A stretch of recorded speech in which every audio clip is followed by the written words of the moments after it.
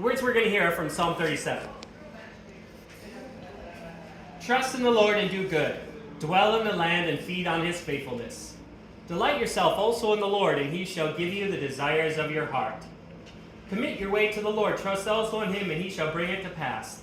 He shall bring forth your righteousness as the light, and your justice as the noonday. Have you ever heard of a man named Henry Carter? One of you probably has because you're a doctor, but the rest of us might not have never heard that name before, even though we should have. A book came out in 1858, and it was called Gray's Anatomy. It was and has been the most famous medical book ever written. It's still in print today, some like 165 years later. Everyone, even if you're not a doctor, you've probably heard the name Gray. They even named a TV show after it. But here's the thing. The man who really made that book so useful, the most useful medical book that had been made up until that point, wasn't Henry Gray. It was a man of a different name, Henry Carter. Henry Carter was the one who illustrated hundreds and hundreds of illustrations of the anatomy of the body. It wasn't Henry Gray's words that made that book so useful. It was Henry Carter's illustrations. But Henry Gray stole Henry Carter's work. He had his name put on the outside of the jacket. He had the publisher put Carter's name just on a footnote. And Henry Gray took all the royalties, all the money, and never paid Carter a single, I would say penny, but it was in England, so they didn't have pennies. You get my point. For 165 years, people still talk about Gray's Anatomy. That's a grave injustice. It was really Carter's anatomy. Why do I tell you this really sad story on Thanksgiving? To bum you out? To right a wrong? No. But because I am sure that there have been injustices done to you too. Maybe not quite as bad as what Henry Gray did to Henry Carter. Stole all the money, stole all the credit.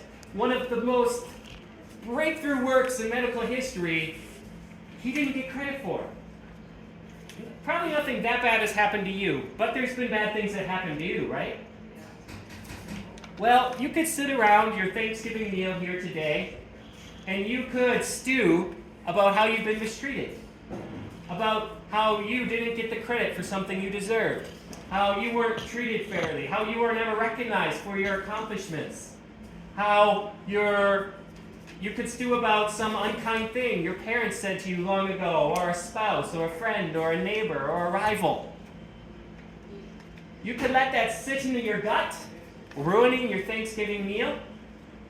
But God tells us that we should do something else in that text I read for you today. He said, instead of stewing on bitterness, stewing on how you've been mistreated, you should feed on his faithfulness, he says in verse 3. Indeed, we should feast on his faithfulness. So, what is his faithfulness, and how do we feast on it? Well, there's a few things that are God's faithfulness towards us. The first one is that he will never treat you like Henry Gray treated Henry Carter. God will never lie to you. God will never misuse and abuse you. Everyone else, they will. Even those you're closest to. They will, at times, be unkind. Because we are all sinners. God will never be unkind. But that brings us to a second thing about God's faithfulness. Here's the thing about Henry Gray. There's lots of them in the world. There's lots of people in the world who cheat and steal and abuse and misuse other people. But here's the thing. You're one of them.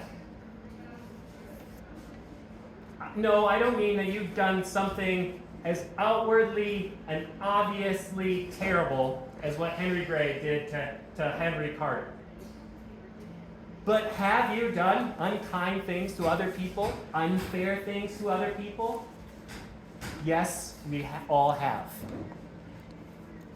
And so, perhaps what we should be doing instead of stewing on how we've been mistreated this Thanksgiving, perhaps the less hypocritical thing to do is to wallow in grief and guilt over all the things we've done wrong. That's something we could do too this Thanksgiving. Think about all the ways we've been unfair to other people.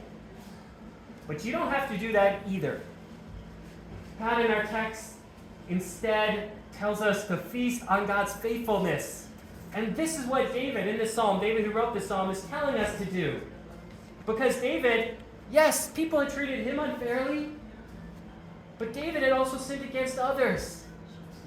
And so David looked for comfort in God's faithfulness, that God would send for him a Savior who would take away David's sins.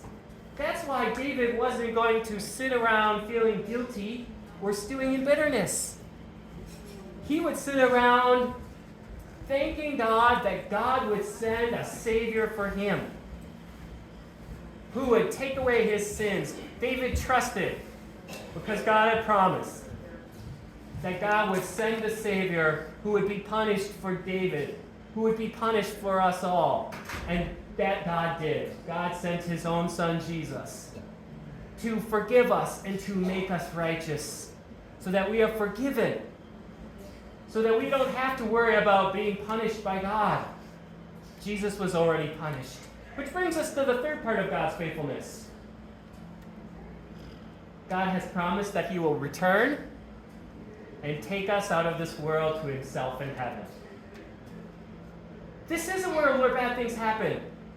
David lived in a world that was often miserable because people sinned against him and because David sinned against others.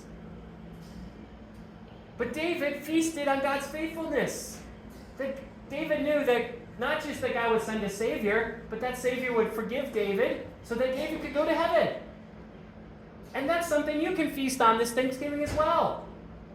Instead of stewing on how you've been wronged or wallowing in how you've hurt others, feast that God has forgiven you and he's coming so that you can be with him in heaven.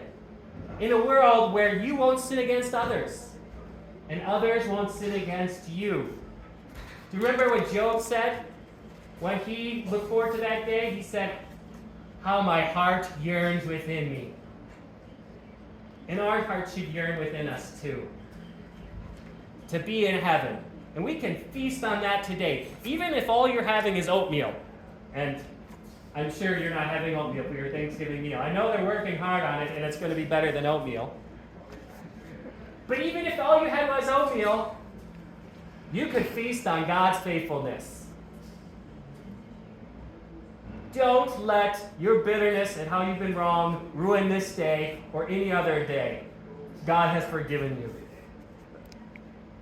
Don't let how you have hurt others ruin this day or any other day. God has forgiven you. Don't let the fact that this is a terrible world and that death is in it to take us all, don't let that ruin your day. Jesus arose from death and gives you that victory to take you to heaven. Feast on that. Happy Thanksgiving. And we will sing hymn 36, "Now Thank We All Our God." That's on page 7.